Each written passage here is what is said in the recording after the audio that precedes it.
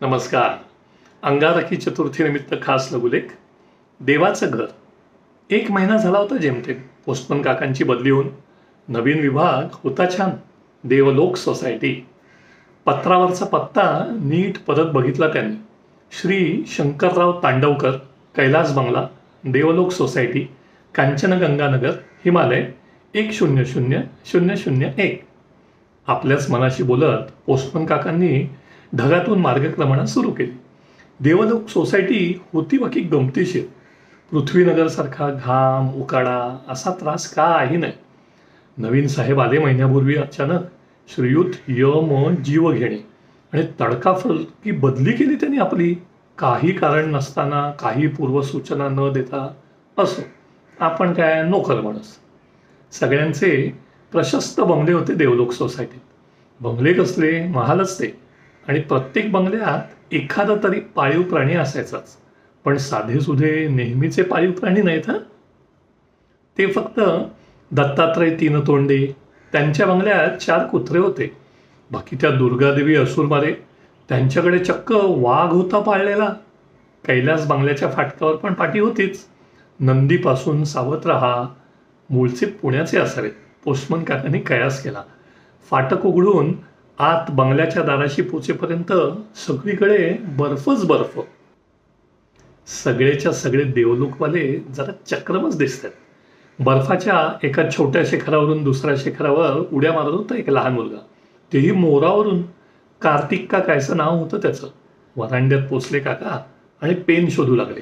Registered eddy पत्र होतं ना, श्री ब्रह्मदेव विश्वकर्मा यांच्याकडून. तो आतून पार्वती काकूंचा आवाज ऐकू आला. गण्या, तुला 1000 वेळा सांगितलंय की जास्त मोदक खाऊ नकोस म्हणून, तरी ऐकायचं म्हणून नाही यायचं. मंगळवारी रात्री अंगारकी नाईट आऊटच्या नावाखाली दिवसभर पृथ्वीनगरमध्ये हुंदडून झालंय.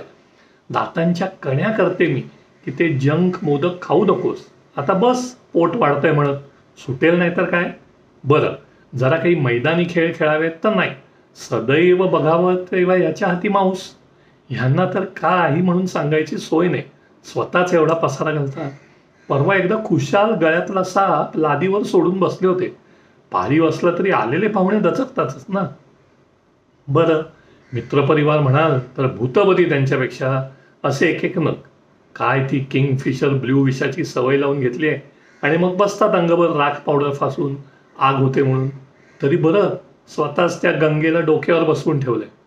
पोस्टमन काका गांगरलेच आतली पार्वती काकूंची सरबत्ती ऐकून. स्वतःशीच हसत त्यांनी मान हलवली. पृथ्वीनगर काय आणि देवलोक सोसायटी काय, घरोघरी मातीच्या चुली हेच खरं. पण ही एकदा झालेली बदली फिरवता येत नाही परत.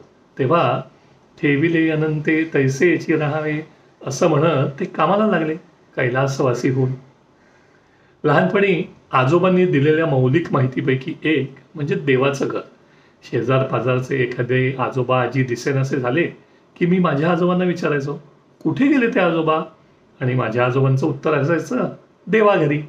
आणि मग हळूच म्हणायचे, मी पण जाणार आहे आता लवकरच एक दिवस देवाघरी. मिजो, ग्रीष्म 2018. आजचा बोनस. देवा घरचे न्यात कोणाला. विणाने हे तडफदार गाणं असं मनापासून गायलंय की आजोबांनाही ऐकू जाईल कैलासात. नमस्कार.